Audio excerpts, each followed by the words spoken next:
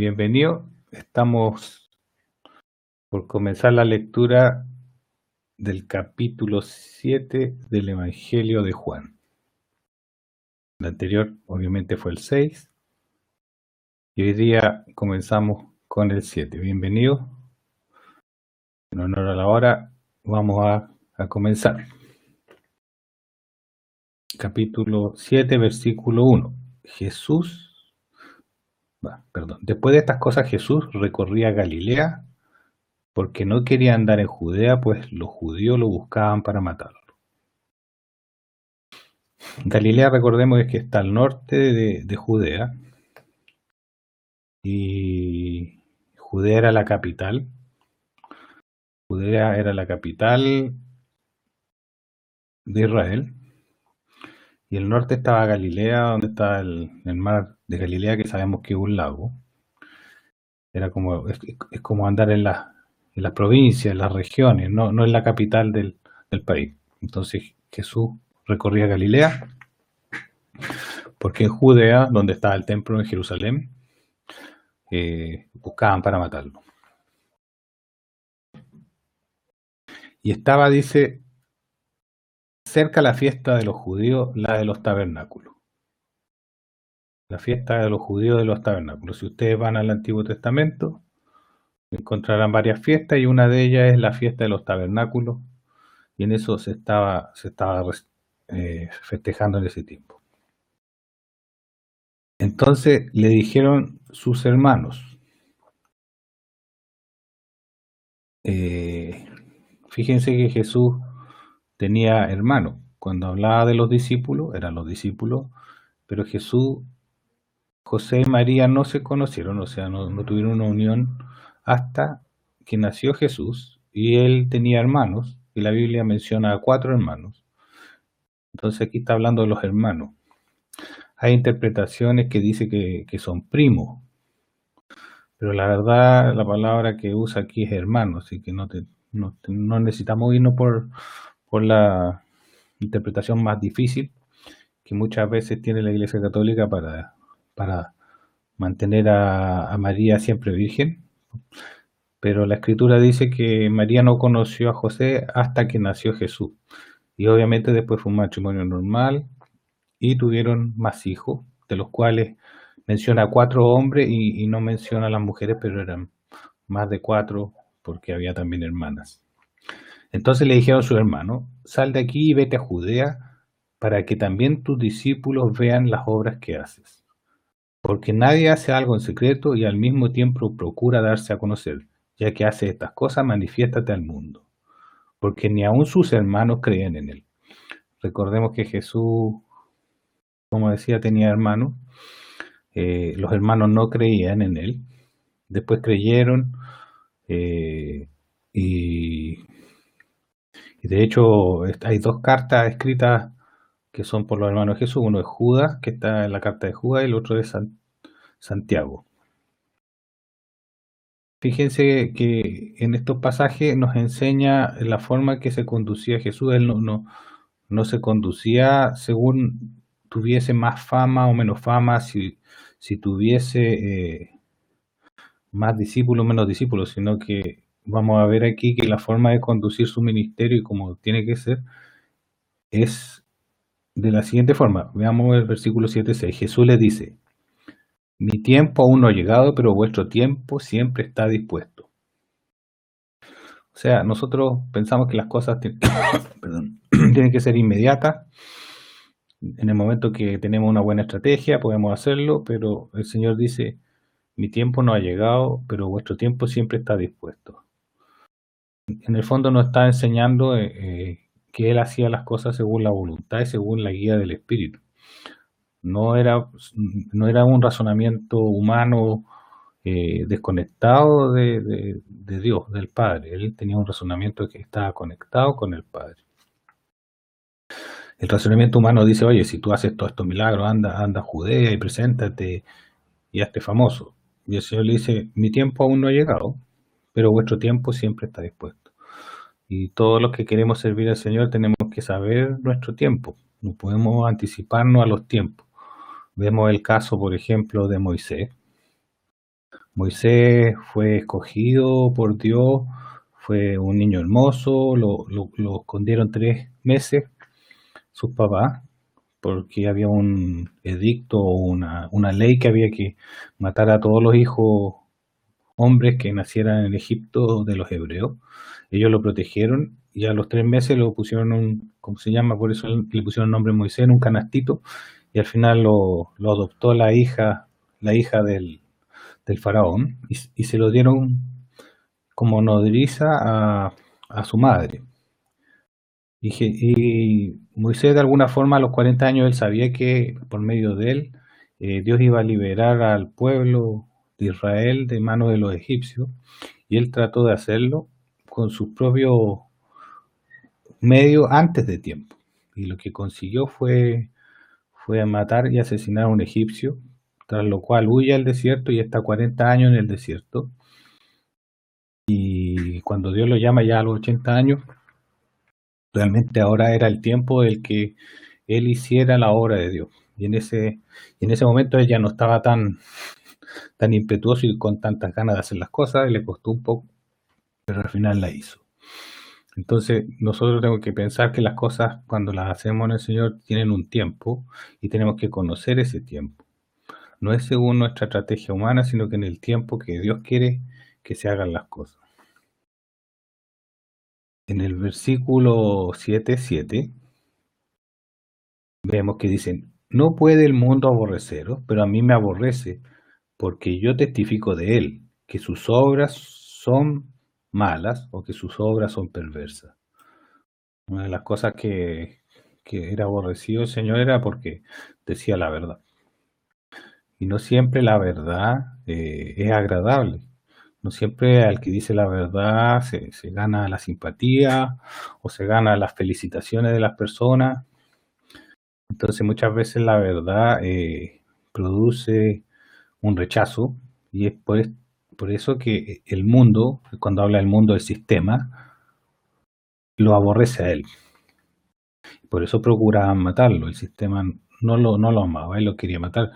Él vino a salvar al mundo, pero el mundo como sistema no lo recibe, no le gusta. O sea, él vino a salvar a las personas del mundo. Entonces le dice: subid vosotros a la fiesta de los tabernáculos. Yo no subo a la fiesta, pues mi tiempo aún no se ha cumplido. Hay una pregunta. Pauli, ¿por qué el mundo no puede aborrecernos? Le está diciendo, voy a aclararlo. Él dice: no puede el mundo aborreceros, pero a mí me aborrece, porque yo testifico de él que sus obras son perversas. En ese tiempo no podía, porque ellos estaban siendo parte del mundo. Era tanto que eran parte del mundo que no creían. En el versículo 5 dice: porque ni aun sus hermanos creían en él. Cuando una persona no cree en el Señor, es parte del mundo. Y por eso, como es parte del mundo, lo aborrece. ¿Por qué? Porque el Señor testifica que el mundo, que las obras del mundo son perversas, o sea, son obras malas. No está diciendo que sus discípulos lo aborrecen, sino que le está diciendo a los hermanos que no creían en él: no puede el mundo aborreceros, pero a mí me aborrece, porque yo testifico de él que sus obras son perversas. No sé si queda más claro, pero el mundo ama lo suyo, o sea, la gente del mundo, y el mundo aborrece lo que no es del mundo. En este caso, el Señor hablaba la verdad y era aborrecido por el mundo. Y a nosotros nos pasa lo mismo. Hay gente que nos escucha, hay gente que nos menosprecia. Cuando nosotros hablamos de parte de Dios, inspirados por el Señor, hay gente que le va a gustar y son de Dios y van a seguir las cosas de Dios, y hay gente que le va a molestar. Le va a molestar la verdad. ¿Y qué le va a molestar? Que se descubran que sus obras no son buenas. No sé si quedó más claro. Yo creo que sí. Subid vosotros a la fiesta, yo no subo a la fiesta, pues mi tiempo aún no se ha cumplido. Después dice, y habiendo dicho estas cosas, se quedó en Galilea. Galilea, como dijimos, al norte de Jerusalén. Pero tan pronto como sus hermanos subieron a la fiesta, entonces él también subió, no abiertamente, sino como en secreto. Bueno, tenemos que pensar que estamos leyendo el Evangelio de Juan y el Evangelio de Juan está lleno de significado más allá de lo escrito. Y en realidad él no iba a ser manifestado ahora en la fiesta de los tabernáculos, porque la fiesta de los tabernáculos era la última fiesta judía. Él iba a ser manifestado, se iba a manifestar ya, esta era la fiesta de la Pascua, porque en la Pascua es cuando se sacrifica el Cordero Pascual, que era el Señor. Y la fiesta de los tabernáculos todavía no era el tiempo. Entonces él no se iba a manifestar abiertamente, sino que iba a ir como en secreto. Después dice en 7:11, por tanto los judíos lo buscaban en la fiesta y decían, había todo un rumor en ese tiempo, o sea, Jesús ya era un poco famoso y todos decían, ¿dónde está aquel? En ese tiempo no existían las fotografías, no existían los videos, tenemos que acordarnos que era todo de voz en voz, no existían los periódicos, no existía internet, no existía la televisión, no existía la radio, entonces todo era de boca en boca. Entonces, ¿dónde está en él? Y nadie si no lo había visto físicamente, no podían reconocerlo. Y había mucho murmullo entre las multitudes respecto a él, pues unos decían es bueno, otros decían no, sino que engaña a la gente. O sea, había todo un murmullo, un chisme, una copucha, como se dice aquí en Chile, de saber qué estaba pasando. Era un evento y muchos querían ver y enterarse de todo esto. Sin embargo, nadie hablaba francamente respecto a él o abiertamente respecto a él por temor a los judíos. O sea, era tanto el desagrado que se había producido en la religión judía y en todo el rito judío que era muy mal visto por las autoridades de ese tiempo eclesiásticas que se hablara incluso de él. Entonces, todo lo hacían así como en secreto, trataban de saber, preguntar, porque había todo un desprecio oficial respecto a Jesús. O sea, una descalificación de la religión oficial respecto a esta persona. Lo mismo que ocurre hoy día. Hoy día muchas veces la religión oficial siempre persigue al que dice la verdad, porque el que dice la verdad es molesto. Es molesto porque descubre que lo que se está haciendo no está bien. Y cuando las cosas no se están haciendo bien y no hay ánimo de corregir, de arrepentirse, bueno, es molesta esa persona y lo que quiere es eliminarse esa persona porque evidencia el error. Entonces, Satanás, ¿qué es lo que hace? Como no puede prevalecer con respecto a la luz, lo que puede hacer es eliminar la fuente de luz. Entonces, lo que querían era eliminar a Jesús, querían matarlo, como dice al principio de este evangelio. Lo mismo ocurre hoy, o sea, una persona que empieza a hablar la verdad es una persona molesta que muchas veces no es grata dentro de alguna congregación o no se les da el espacio para poder hablar porque evidencia cosas que no están bien. Estando ya en fiesta, Jesús subió al templo y allí enseñaba. Y los judíos se asombraron diciendo, ¿cómo sabe este letras si no ha estudiado? Recordemos que en ese tiempo el alfabetismo era muy bajo, o sea, solamente muy poca gente era la que podía estudiar. Y Jesús era como un ser humano 100%, y no tenía estudios formales, pero tenía una conexión directa con Dios, producto de que él no tenía pecado. Y cuando el hombre no tiene pecado, su mente la ocupa 100%, tiene su mente un 100% activa, un 100%, su inteligencia es un 100%, todo funciona un 100% en ese hombre, no pierde el tiempo, está siempre aprendiendo, es inteligente, entonces no necesitaba estudiar mucho para aprender. aprendía rápidamente y como estaba siempre en conexión con Dios y con el Padre, y para él el aprendizaje y la inteligencia no era algo difícil. Entonces, por eso este hombre, Jesús de Nazaret, podía leer porque tenía una mente privilegiada, pues no estaba contaminado con el pecado. No estaba contaminado con el pecado, su mente funcionaba un 100%, estaba siempre en conexión con Dios y Dios es un ser, bueno, nosotros sabemos que todopoderoso, todo lo sabe, todo. Entonces su conexión con Dios, sus capacidades humanas eran asombrosas, solamente humanas. Y así debería ser con nosotros, o sea, si nosotros siendo restaurados, el Señor nos va dando mayor inteligencia, capacidad, reflexión, y perdemos menos el tiempo y somos mucho más productivos y mucho más potenciados en todos los aspectos que Dios diseñó en nosotros. Entonces, Jesús no era por un don especial haber aprendido a leer, sino que era su conexión, así lo veo yo, su conexión con Dios, su capacidad humana era más alta que cualquier ser humano normal. Su inteligencia era mayor, pues no tenía pecado, no estaba contaminado con la oscuridad del pecado, con la muerte del pecado, con la destrucción, con el robo del pecado. Entonces Jesús tomó la palabra y les dijo: mi doctrina no es mía, sino del que me envió. La palabra doctrina, nosotros la podemos traducir también como enseñanza, que son sinónimos. Entonces Jesús dijo: mi enseñanza no es mía, sino del que me envió. Y aquí dice algo muy importante, que nosotros tenemos que recordar. Si alguno quiere hacer su voluntad, o sea, del que me envió, la del Padre, conocerá la doctrina, si es de Dios o si yo hablo de mí mismo. O sea, si alguna persona realmente quiere hacer la voluntad de Dios, conocerá la verdadera doctrina.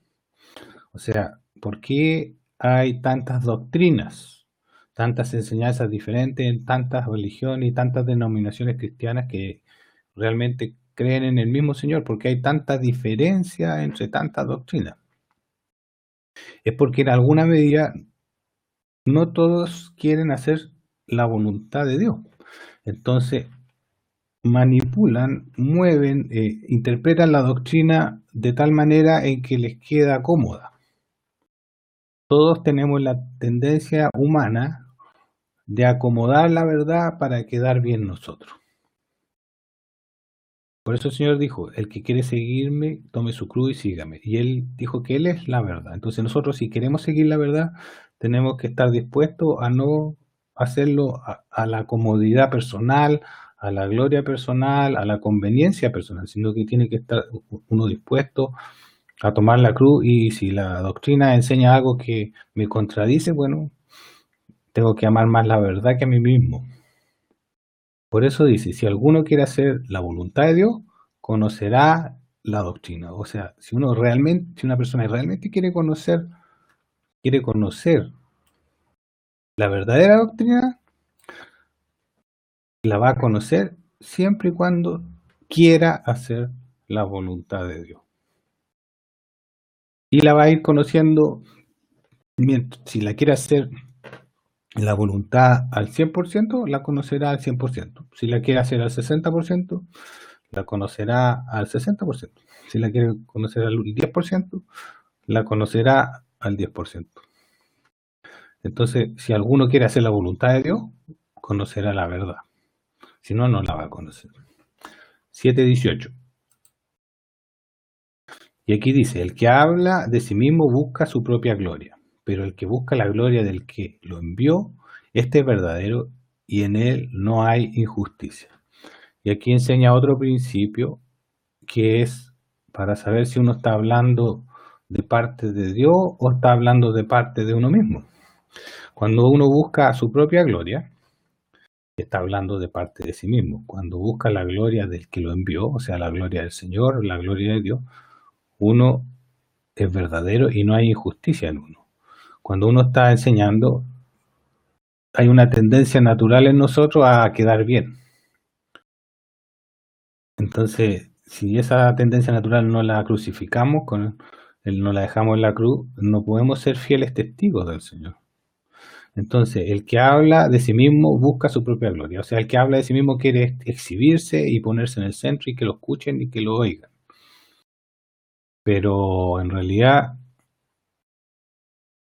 el Señor sí quiere que hablemos, pero que la gloria sea para Él. Entonces, cuando hay algo que nos está glorificando a nosotros, nosotros tenemos que poner atención, esto me está glorificando a mí y no al Señor.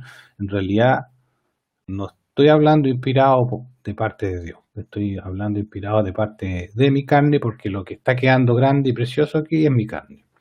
Entonces dice, el que habla de sí mismo busca su propia gloria, pero el que busca la gloria del que le envió, este es verdadero y en él no hay injusticia. O sea, cuando hablamos de parte de Dios tenemos que estar dispuestos a ser humillados, menospreciados, despreciados, o también podemos ser felicitados y no nos debería dar nada ni el uno ni el otro, porque no buscamos nuestra gloria, sino que buscamos la gloria del que nos envió. Esa es una tendencia que tenemos todos, no es que los religiosos sean los malos, la carne del religioso es la misma carne que tenemos todos, solamente la diferencia es que si nosotros le creemos al Señor y lo seguimos, esa carne la dejamos crucificar en la cruz, y el que no le cree al Señor no deja esa carne crucificar en la cruz y obtiene una religión. 7:19 dice, no os ha dado Moisés la ley, pero ninguno de vosotros cumple la ley. ¿Por qué procuráis matarme?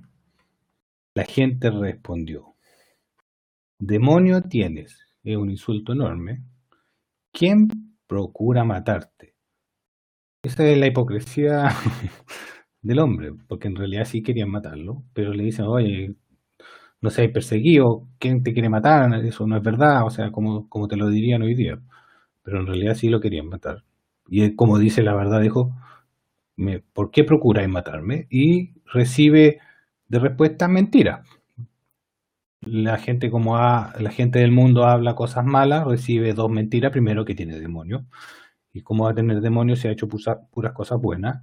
Y segundo, ¿quién procura matarte? Y en realidad sí procura matarle. Pero es la forma en que el mundo está acostumbrado a responder. Y respondió Jesús y dijo, una obra hice y todos os asombráis. Por esto Moisés os ha dado la circuncisión. No que sea de Moisés, sino de los padres, y en sábado circuncidáis a un hombre. Entonces Jesús les quiere demostrar su religiosidad y su falta de amor. Y como se lo demuestra, le demuestra porque nosotros sabemos que en la ley de Moisés, en la ley del Antiguo Testamento, los niños el día que nacían, el día octavo después de nacer, tenían que ser circuncidados. Circuncidados, le cortaban el prepucio el día octavo de haber nacido. Ahora ese día octavo podía caer cualquier día de la semana o podía caer un día sábado. Y cuando era sábado, el sacerdote que hacía la circuncisión también tenía que hacerlo, y eso se podría haber considerado como un trabajo. Pero Jesús le está enseñando que el sacerdote circuncida al niño el día sábado y no tiene falta o pecado porque está haciendo algo bueno. Entonces le está enseñando que hacer el sábado algo bueno está bien. Vamos a leerlo. Por esto Moisés os ha dado la circuncisión, no que sea Moisés, sino de los padres, y en sábado circuncidáis a un hombre. Ahí dice, no es que sea de Moisés, sino de los padres, porque en realidad el primero en circuncidarse fue Abraham, que es el padre de la fe, y a través de Abraham se llevó la circuncisión hasta, Moisés y hasta el tiempo de Jesús. Por eso dice, no es que sea de Moisés, sino de los padres. Ahí está hablando de Abraham, Isaac y Jacob. Y en sábado circuncidáis a un hombre.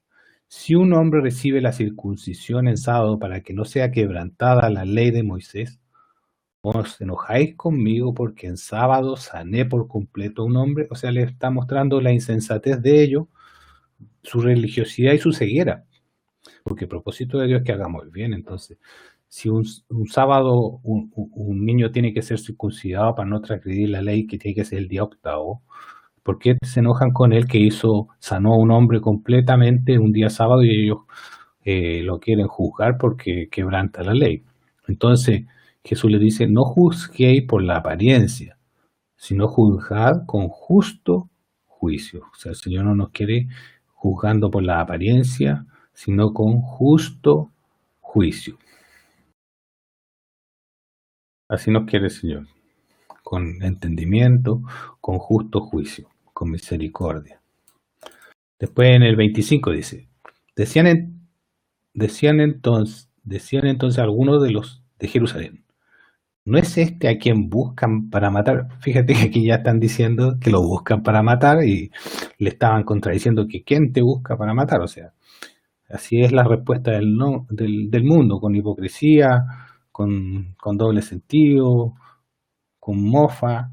¿Y por qué Jesús responde? Fíjense que Jesús es como, podríamos decirlo, en cierta medida la palabra a lo mejor no es exacta, pero es como un extraterrestre, porque es extraterrestre, o sea, no es de esta tierra. Entonces él está hablando en un lenguaje sin hipocresía, sin doble sentido de las palabras, en un sentido profundo, en un sentido verdadero, en un sentido con amor, con verdad, con limpieza. Y está hablando en ese sentido y se enfrenta con los religiosos, con el mundo donde hablan con doble sentido, le responden una cosa, le mienten. Es como un ser que llega a este planeta y no se contamina con nuestras mañas y con nuestros procedimiento y forma errada, sino que un hombre que está puro y limpio y por eso habla en un lenguaje sobrenatural, sobre este mundo. Decían entonces algunos de los de Jerusalén, ¿no es este a quien buscan para matar? Mirad, habla con libertad y nada le dicen. ¿Será posible que los gobernantes hayan reconocido que este es el Cristo? Estaban sorprendidas las personas porque decían, oye, si está hablando abiertamente, a lo mejor lo reconocieron. Porque todo era por rumores, todo era de boca en boca y un poco callados para que no escucharan los judíos y se pusieran celosos y se enojaran. Porque sabemos de dónde es. Dice, pero cuando venga el Cristo, que es el Mesías, nadie sabrá de dónde es. O sea, había como todo un rumor, una expectación de qué está pasando. Jesús entonces, mientras enseñaba en el templo, alzó la voz y dijo, con que me conocéis y sabéis de dónde soy. Está respondiendo a lo anterior. Pero yo no he venido de mí mismo, sino que el que me envió, a quien vosotros no conocéis, es verdadero. Yo lo conozco porque vengo de parte suya y él me envió. Entonces procuraban prenderlo, pero nadie le echó mano porque aún no había llegado su hora. Pero muchos de la multitud creyeron en él y decían, cuando venga el Cristo, hará acaso señales, más señales que las que éste hizo. En realidad, ellos no sabían de dónde era el Señor. Dice, porque sabemos, si leemos el 27 bien, porque sabemos de dónde. Ellos pensaban que sabían de dónde era. De Nazaret, de Galilea, hijo de José y de María, entre comillas. Pero cuando venga el Cristo nadie sabrá de dónde. Y efectivamente no sabían de dónde era. Venía del Padre y no conocían al Padre. Sigamos en el 32. Oyeron los fariseos a la gente comentando estas cosas de él y los principales sacerdotes y los fariseos enviaron sirvientes para que lo prendieran, para que lo tomaran preso, para que lo encarcelaran. Los fariseos, recordemos que era la religión dominante de los judíos, que era la secta dominante, y los sacerdotes, y en el fondo Jesús con sus obras y con sus palabras estaba demostrando que estos hombres estaban guiándolos en forma ciega, y cuando un ciego guía a otro ciego, ambos caen en el hoyo. Entonces Jesús dijo, Y fueron estos hombres a tomarlo preso, a capturarlo. Entonces Jesús dijo, aún estoy con vosotros un poco de tiempo y voy al que me envió. Fíjese que Jesús está hablando en un lenguaje espiritual, en un lenguaje superior. Es, entre comillas, extraterrestre, o sea, un ser que es sobre, no es de este mundo. El lenguaje extraterrestre nosotros nos imaginamos a lo mejor un marciano, no un marciano. Es un ser humano que está aquí, que es sobre, no es de esta tierra, sino que es un hombre del cielo que está aquí en la tierra. Dice, me buscaréis y no me hallaréis, y donde yo estoy, vosotros no podéis ir. Fíjense si lo leemos en la Reina Valera, el, el versículo 34, que es la versión, una de las versiones más populares. Dice, me buscaréis y no me hallaréis, y donde yo estaré, vosotros no podéis venir. Fíjense que dice, donde yo estaré. Si lo buscamos en la Biblia de Jerusalén, me buscaréis y no me encontraréis, y a donde yo esté, vosotros no podéis venir. Está un poquito mejor la traducción. Si lo buscamos en la versión internacional, me buscarán y no me encontrarán, porque a donde yo esté, no podrán ustedes llegar. Pero la mejor traducción aquí en este caso sería la BTX3 o la BTX4, la Biblia textual 4, porque traduce en forma correcta en presente, dice donde yo estoy, donde yo estoy. Me buscaréis y no me hallaréis, porque donde yo estoy, ¿dónde estaba Jesús en ese momento? Estaba en la tierra. Vosotros no podéis ir. Entonces, está hablando en un lenguaje espiritual, que es el mismo lenguaje que hoy día nosotros podemos hablar, porque el Señor nos dio de su Espíritu. ¿Dónde estamos nosotros? Con Cristo, juntamente crucificados y sentados en los lugares celestiales con Él. ¿Dónde estaba el Señor? Junto al Padre en Espíritu. Me buscaréis y no me hallaréis, porque donde yo estoy, ¿dónde estaba el Señor en ese momento? Estaba en la tierra, pero también estaba junto al Padre, unido en Espíritu.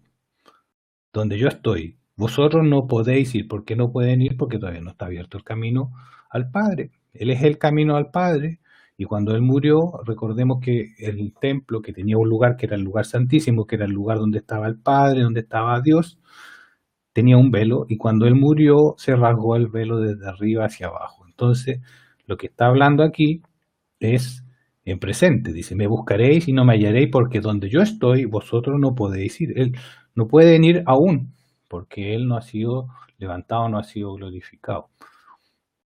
El traductor, cuando dice donde yo estaré, lo trata de hacer de la forma más entendible para nosotros, pero al tratar de acomodar un poco la traducción, se pierde el original, y el original es el presente. El Señor está hablando que Él está en el Padre, porque Él dice, yo estoy en el Padre y el Padre está en mí. ¿Dónde está Él? En el Padre. Entonces los judíos dijeron entre sí, ¿a dónde va a ir este que nosotros no lo hallaremos? ¿Se irá acaso a la diáspora de los helenistas a enseñar a los helenistas? ¿Qué está diciendo? O sea, el espiritual habla un lenguaje superior que el terrenal, porque Jesús desde el cielo está hablando un lenguaje celestial, y ellos no pueden entenderlo porque son, entre comillas, terrícolas. Entonces tratan de interpretarlo todo de una forma terrícola. Dice, el hombre natural no puede percibir las cosas de Dios porque para él son locura. En este caso se cumple, Jesús está hablando en un lenguaje espiritual y no pueden entenderlo porque para ellos es locura. ¿Qué le está diciendo? ¿Dónde se va a ir? A la diáspora. ¿Qué significa la diáspora de los helenistas? La diáspora es la dispersión de todo el pueblo judío que estaba entre los griegos. A enseñar a los griegos, va a ir a enseñar a los judíos que están dispersos por todo el extranjero. En el fondo está diciendo esto: oye, si no vamos a poder ir, es porque ¿dónde se va a ir? Al extranjero a enseñar a los que, si no lo recibieron aquí, se va a ir a enseñarle a los judíos que están afuera en el extranjero. Ellos no podían entender de qué le estaba hablando. ¿Por qué? Porque está hablando en un lenguaje espiritual. Un lenguaje espiritual que Dios quiere que entendamos, porque quiere Porque nosotros, si somos hijos de Dios, tenemos que ir transformándonos en la naturaleza de Él. Entonces, el 36 dice, ¿qué significa la palabra esta que dijo, me buscaréis y no me hallaréis, y a donde yo estoy vosotros no podéis ir? ¿Qué significa? Ellos no pueden entenderlo porque son terrenales. Y el Señor está hablando en un lenguaje celestial. Entonces, no lo pueden entender. En el último día, el más grande de la fiesta, estamos hablando de la fiesta de los tabernáculos, Jesús se puso de pie y alzando la voz dijo, si alguno tiene sed, venga a mí y beba. Yo creo que no hay ningún hombre que haya dicho eso antes. Han habido muchos líderes en el mundo, pero ningún hombre ha dicho, si alguno tenga sed, venga a mí y beba. Y en verdad, él siempre está diciendo la verdad y está diciendo, si alguno tiene sed, venga a mí y beba. Claramente está hablando de una sed espiritual, de una sed de vida, una sed de llenar nuestra alma. Si alguien tiene sed, que venga a él y beba.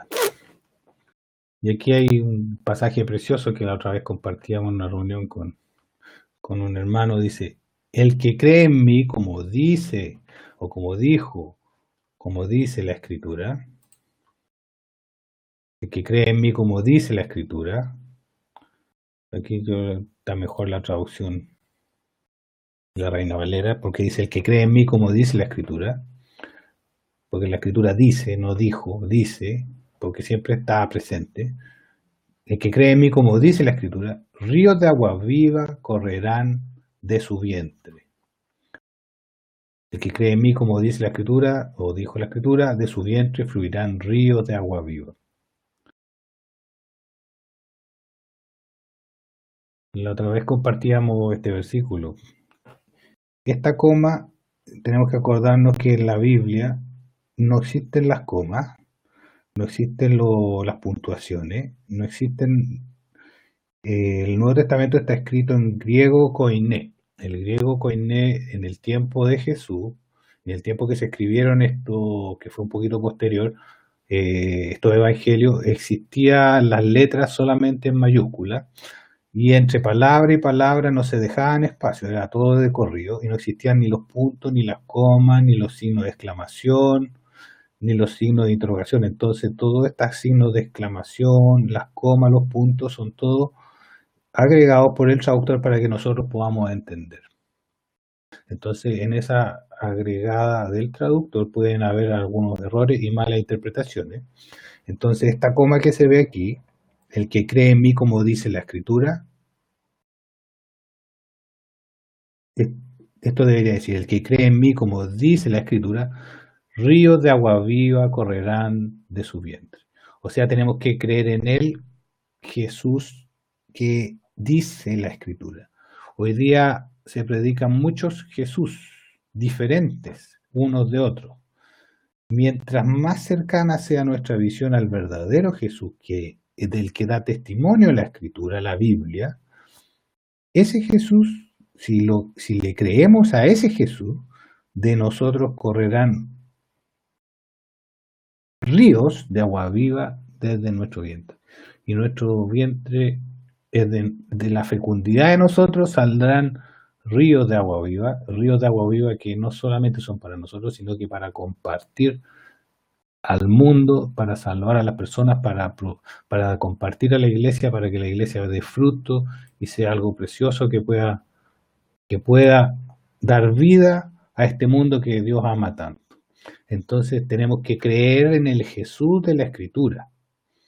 La búsqueda legítima del verdadero Jesús es el Jesús de la Escritura. Muchas personas tienen una visión personal de Jesús.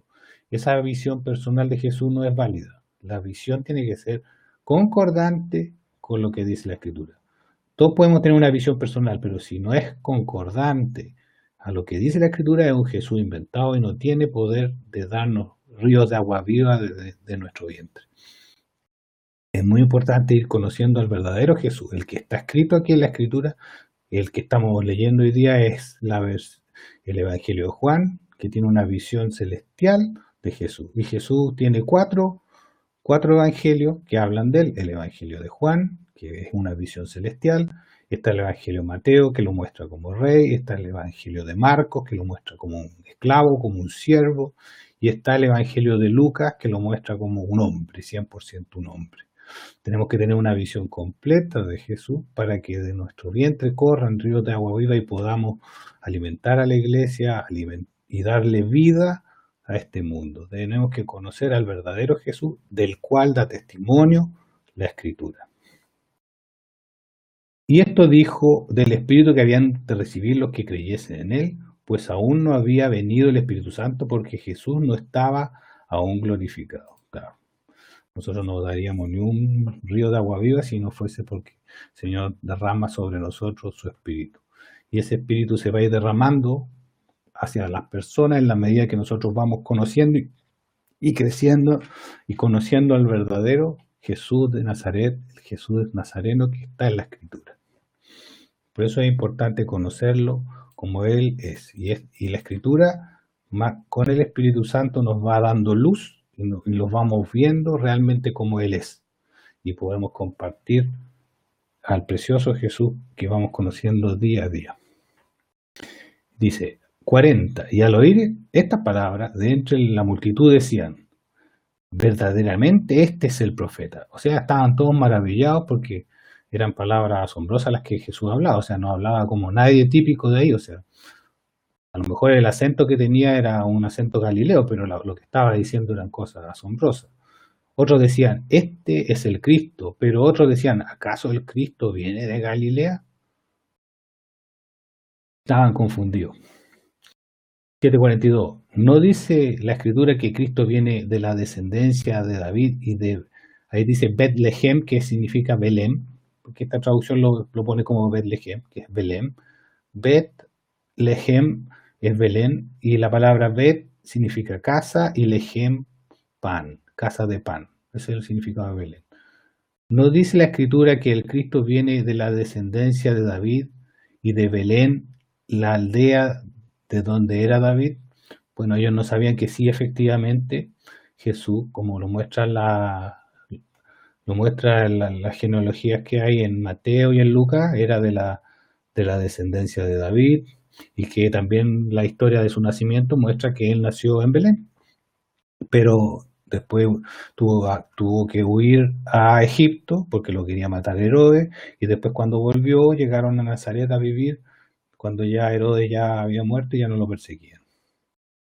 Y después dice, por esto surgió una división entre la gente a causa de él. Claro, porque muchos sabían la Escritura y decían, oye, pero si el Cristo tiene que venir de Belén y este viene de Nazaret, ¿cómo es la cosa? Oye, pero y el otro era descendiente de David y él no sabemos. Entonces había toda una confusión, pero era falta de información nomás. Y algunos de ellos querían prenderlo, pero nadie puso mano sobre él, porque no había llegado su tiempo. Así que los sirvientes, acuérdense que los sacerdotes habían enviado a los sirvientes, que eran unos soldados que servían en el templo, así que los sirvientes fueron a los principales sacerdotes y fariseos, a los que lo habían mandado, y a ellos les dijeron, ¿por qué no lo trajiste? O sea, ¿por qué no los trajeron preso? ¿Por qué no lo prendieron? Si lo mandamos a prenderlo y ustedes no fueron para allá y no lo trajeron. Y los sirvientes, que eran unos soldados del templo que mantenían el orden, no sé, custodiaban ahí, respondieron, nunca un hombre habló así. Nunca un hombre, o sea, nunca un hombre habló así.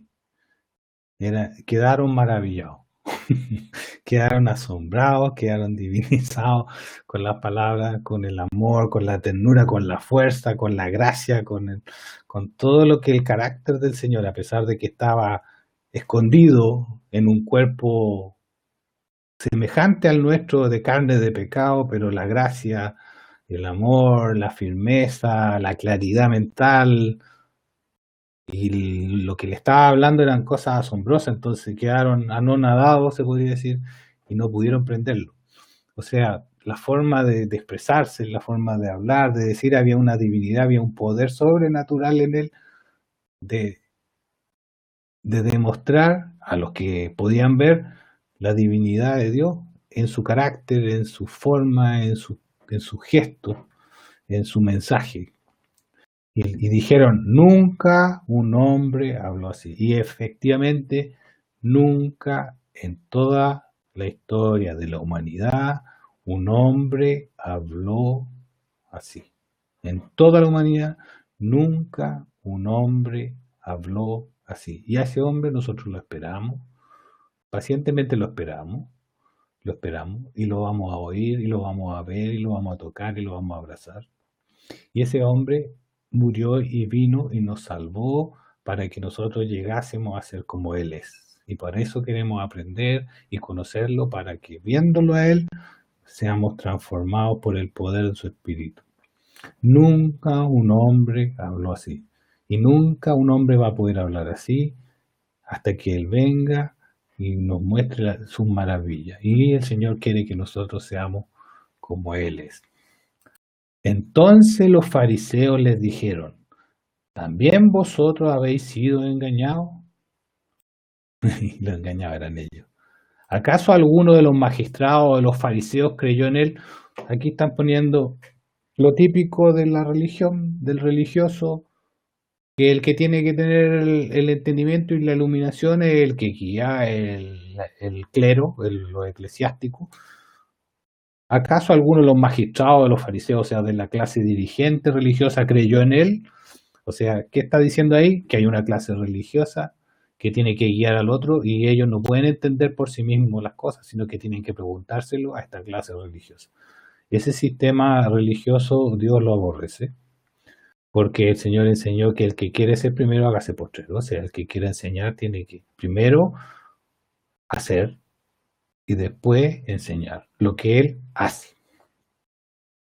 Y aquí dicen algo que es, pero esta gente no conoce la ley, es maldita. Eso es algo muy fuerte que no está en la Biblia. O sea, lo que dice un religioso no es necesariamente verdad. La gente maldita no es por no conocer la ley. Maldito es el que conociendo la ley no la cumple y elige lo malo. Y Nicodemo, que, ¿se acuerdan el hombre que fue de noche a hablar con él? Nicodemo, el que antes había ido a él, y es uno de ellos, que es un fariseo que fue de noche porque le daba vergüenza, les dice, y él está como dividido porque ve que aquí hay una injusticia. ¿Acaso nuestra ley juzga a un hombre sin que primero lo oiga y conozca qué hizo? O sea, trata de defender a Jesús, tratando de poner la justicia y la cordura en la situación. Y respondieron y le dijeron, ¿acaso eres tú también de Galilea? O sea, decirle que eres de Galilea para una persona que vivía en Jerusalén o en Judea era un desprecio, porque Galilea era considerado una región inferior que Judea, donde estaban los judíos. También había judíos en Galilea, pero eran, entre comillas, como diríamos en Chile, de segundo pelo, de segundo grado. ¿Acaso tú también eres de Galilea? Es un desprecio que le están haciendo a Nicodemo. Escudriña y verás que de Galilea no surge ningún profeta. Fíjense lo siguiente. Dice, los fariseos que eran conocedores de la escritura, le dicen, escudriña y verás que de Galilea no surge ningún profeta. Aquí les quiero hacer un paréntesis. Nosotros sabemos que la Biblia es inspirada por Dios y 100% inspirada por Dios, pero no todo lo que dice la Biblia o lo que dicen las personas que están en la Biblia es la palabra de Dios. Aquí tenemos un caso. ¿Por qué? Porque si nosotros decimos y queremos citar como una verdad, escudriña y verás que de Galilea no surge ningún profeta, eso es un error.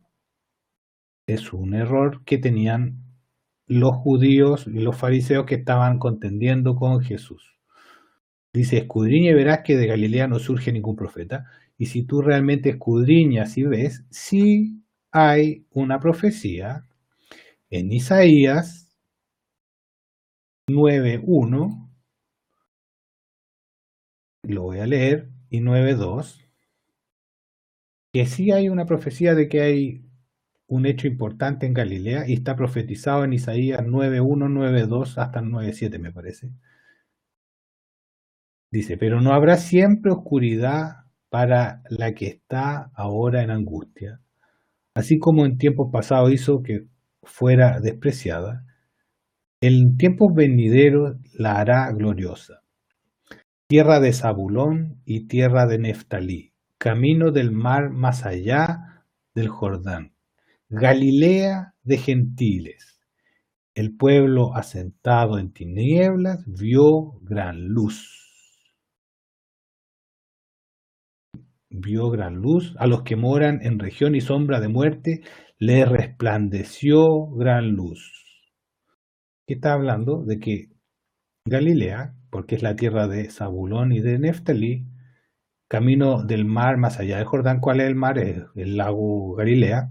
Galilea de los gentiles, el pueblo asentado en tinieblas, vio gran luz.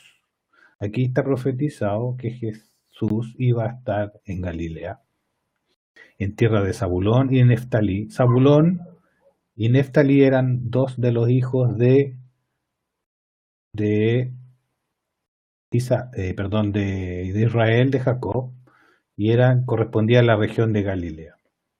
Entonces, nosotros, volviendo, podemos decir, ¿acaso escudriña y verás que de Galilea no surge ningún profeta? Eso es un error. Sí surge, una gran luz brilló en Galilea y está escrito en Isaías 9, 1 y 2 hasta el 7 me parece. Entonces, no todo lo que la Biblia dice, aquí está diciendo, escudriña y verás que de Galilea no surge ningún profeta. Ahí está hablando un fariseo que se supone que sabe, pero no entiende, no sabe y está diciendo una falsedad. No todo lo que dice la Biblia es la palabra de Dios. En este caso, Dios no diría, escudriña y verás que de Galilea no surge ningún profeta. Eso lo dijo un judío fariseo que ignoraba ciertos pasajes de la Biblia. Por eso la Biblia contiene la palabra de Dios, pero no todo lo que la Biblia dice es la palabra de Dios. No sé si les queda claro eso. Es importante entenderlo porque muchas veces se cita la Biblia como si todo lo que está ahí es palabra de Dios, pero en este caso estaríamos citando lo que dice un enemigo, un contendor de Jesús. No podemos citar como palabra de Dios el que está criticando a Dios. Bueno, luego vamos adelante y vamos al versículo 7:53. Y aquí hay un paréntesis importante que es, esta es la historia de la mujer adúltera. Ahora hay cierto estudios y ciertos manuscritos que no tienen incluida la mujer adúltera, esta historia de la mujer adúltera dentro del Evangelio de Juan. Y hay otros que sí lo tienen dentro del Evangelio de Juan. Lo más probable es que esta historia de la mujer adúltera no esté dentro del texto original del Evangelio de Juan.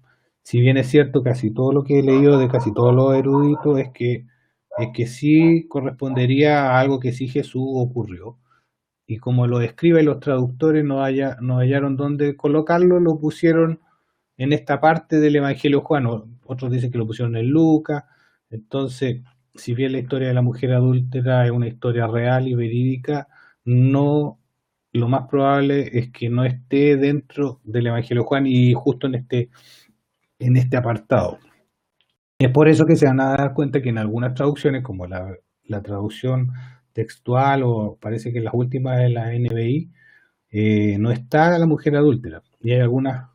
Ahora, que esté o que no esté la mujer adúltera no cambia la doctrina en nada, sino que de hecho hay algunos escritos, algunos versos que se eliminan en la traducción NBI última y en la BTX última, pero en este caso la vamos a leer, lo voy a tomar desde de la Biblia de del oso, que es la Biblia del Casidoro de Reina, y que es la historia de la mujer adúltera, que no necesariamente, porque como que está fuera de contexto dentro de todo lo que estamos leyendo, y por eso muchos se han dado cuenta como que en realidad fue algo que era una historia real de Jesús, pero no encontraron el lugar donde incluirla y la pusieron en este capítulo, el capítulo 8 del Evangelio de Juan.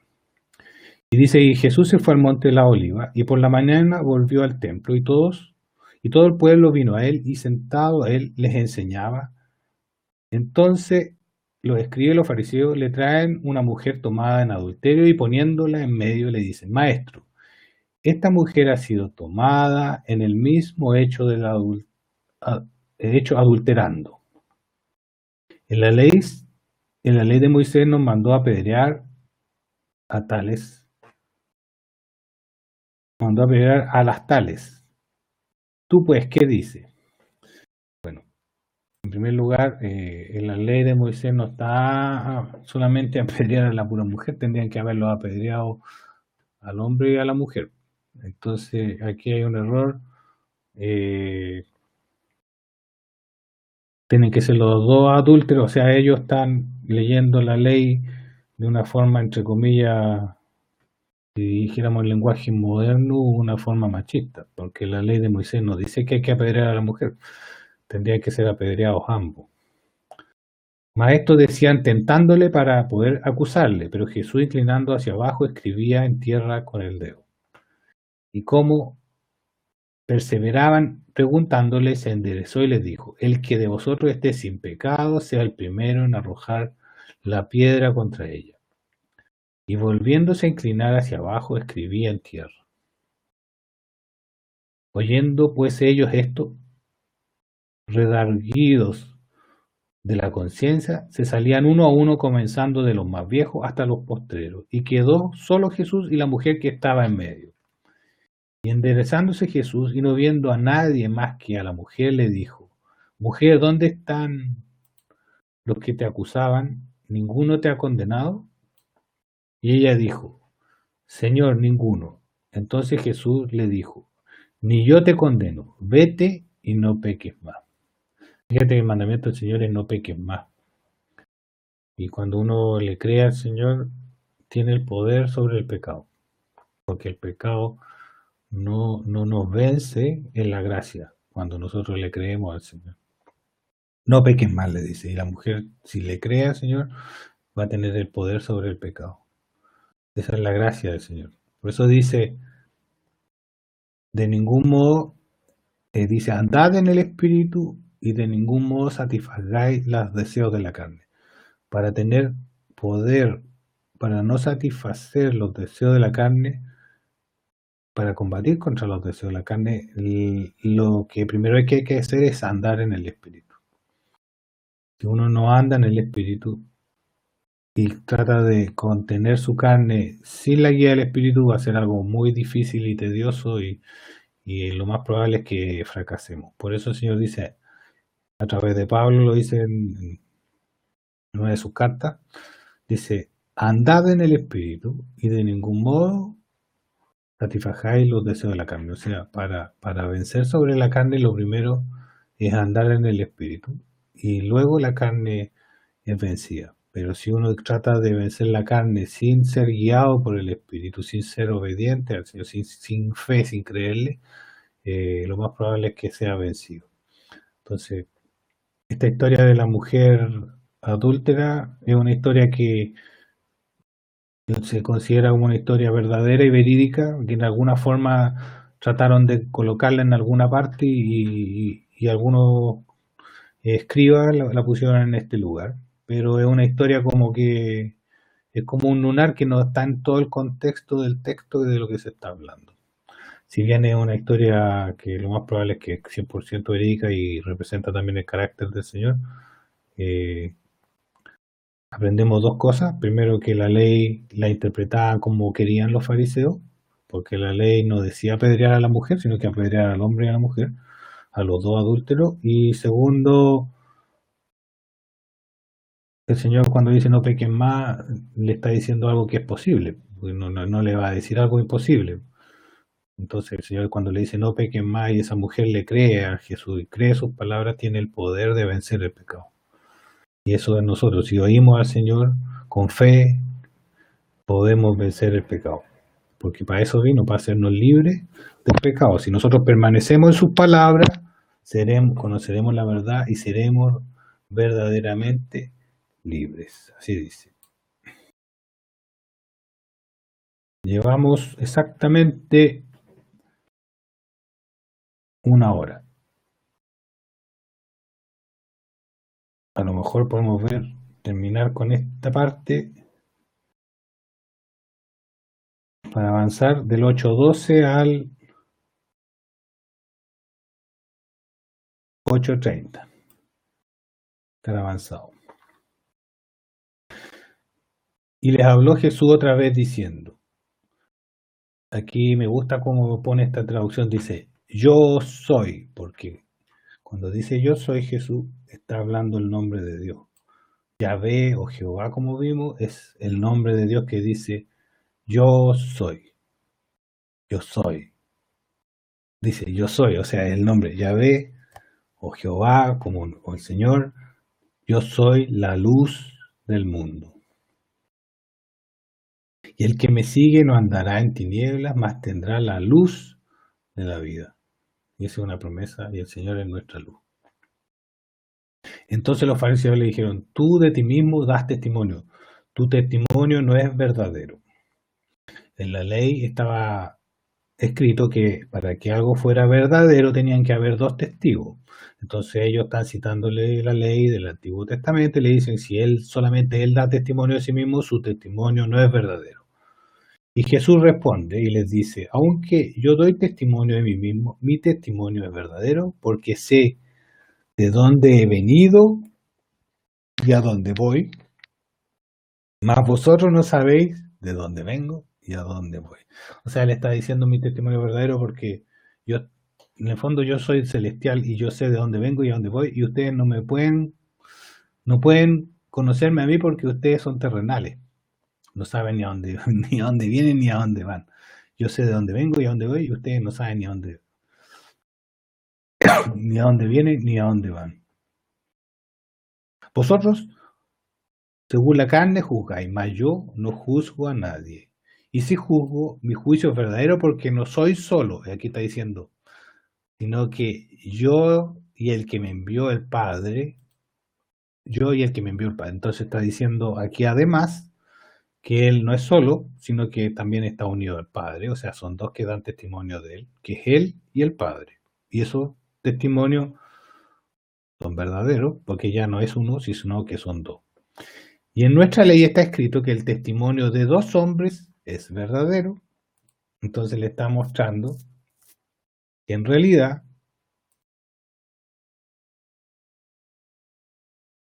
en vuestra misma ley está escrito que el testimonio de 2 hombres es verdad, veraz. Yo soy el que da testimonio de mí mismo y el Padre que me envió da testimonio de mí. De hecho lo dio cuando se bautizó, con una voz del cielo, con los milagros que han ocurrido y las señales que han ocurrido, que el Señor ha hecho. Y le decían, ¿dónde está tu Padre? Jesús respondió, si me conocéis a mí, ni me conocéis a mí, ni a mi Padre. Si me conocierais a mí, también conoceríais a mi Padre. Fíjate que cuando conocemos al Señor empezamos a conocer al Padre. Estas palabras habló en la tesorería, en otra traducción dice, estas palabras habló en el lugar de las limosnas, que es el lugar donde juntaban el dinero, mientras enseñaba en el templo, fíjense que está en el templo, pero nadie lo prendió porque aún no había llegado su hora. O sea, nada le podía ocurrir si Dios no lo permite. Y eso es lo que también tenemos una promesa. Nosotros, dice, hasta nuestros cabellos están contados. Si andamos en la voluntad de Dios, hasta nuestros cabellos están contados. No nos puede ocurrir nada si no ha llegado a la hora o el tiempo de que ocurra algo con nosotros. Entonces, cuando andamos en luz, no tropezamos y no andamos en tinieblas. Si seguimos al Señor, andamos en la luz del mundo. Y en la luz del mundo no hay peligro. Decían estos entonces los judíos, ¿acaso se matará? Pues dice, a donde yo voy vosotros no podéis venir. Fíjate que el hombre natural no puede entender las cosas de Dios, no las puede percibir porque para él son locura.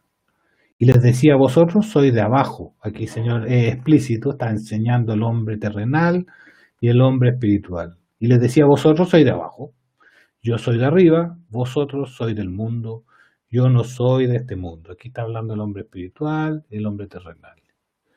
El hombre terrenal y el hombre celestial, el hombre natural y el hombre espiritual. Y las diferencias son terrenal, celestial, natural, algo natural que solamente es de la naturaleza, y espiritual, que es sobre lo natural. Jesús era un hombre espiritual en un cuerpo natural. Jesús era un hombre celestial sobre la tierra. Y cuando hablaba no lo podían entender. Por eso os dije que en vuestros pecados moriréis si no creéis que yo soy. Que yo soy, en vuestros pecados moriréis. O sea, le está diciendo, si no creéis que yo soy, ¿qué está diciendo? El nombre de Dios.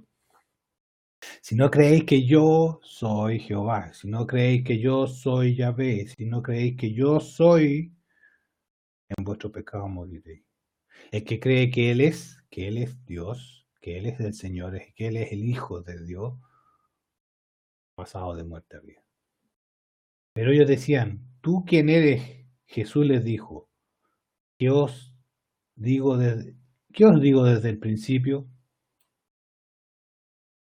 Muchas cosas tengo que decir y juzgar acerca de vosotros, pero el que me envió es veraz, y lo que yo he oído de él, esto digo al mundo. No comprendieron que les hablaba del Padre. Entonces Jesús dijo, cuando levantéis al Hijo del Hombre, entonces comprenderéis que yo soy, y que nada hago de mí mismo, sino que según me enseñó el Padre, esto hablo. Dice, cuando levantéis al Hijo del Hombre. ¿Cuándo lo levantaron? Cuando lo crucificaron. Y el que me envió está conmigo, no me dejó solo, porque yo hago siempre lo que le agrada. El Señor siempre hace lo que le agrada. Y nosotros, como sus hijos, queremos hacer lo que Él le agrada. Hablando estas cosas, muchos creyeron en Él. Bueno, creo que hasta aquí es bueno dejarlo. No sé si hay preguntas, sugerencias, algún comentario, alguna duda. Pueden chatear o pueden, aquí hay un mensaje. Gracias, Daniel. No sé si hay alguien más.